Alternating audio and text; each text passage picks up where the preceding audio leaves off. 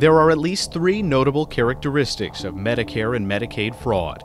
It's everywhere, it's brazen, and it's other people's money, which makes the problem even harder to fix. Most Americans don't realize, and even most members of Congress don't realize, how much money Medicare and Medicaid lose to fraud each year. These two programs spend about $1 trillion a year. The official estimates say that 10% of that is lost to fraud and other improper payments.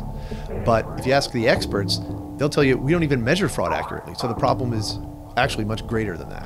Medicare and Medicaid fraud is seemingly everywhere. The most generous Medicaid program is New York's. The New York Times said the program has become so huge, so complex, and so lightly policed that it is easily exploited. A Brooklyn dentist once billed Medicaid for nearly 1,000 procedures in a single day. Drug dealers get Medicaid to pay for drugs that they then sell on the black market.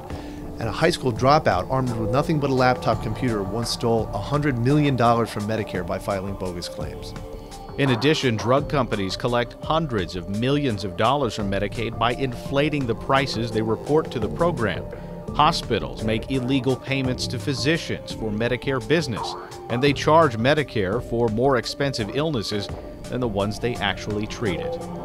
Con artists arrange for Medicare to buy unnecessary wheelchairs for seniors and then use those seniors' information to steal even more money from Medicare. Career criminals set up fake clinics and bill Medicare on behalf of dead doctors and dead patients and then disappear before anyone can catch them. Credit card companies typically keep fraud in their business down to about 0.1%. Estimates of Medicare and Medicaid fraud are at least 10% of those programs' cost. And complicating any attempt to police fraud is the fact that these programs spend other people's money. Every anti-fraud program is going to impose some costs on legitimate doctors and hospitals. So imagine you're a member of Congress. You're going to put up with an awful lot of fraud to avoid alienating the doctors and hospitals and senior citizens that are your constituents. And why are you going to put up with that fraud? Because it's not your money.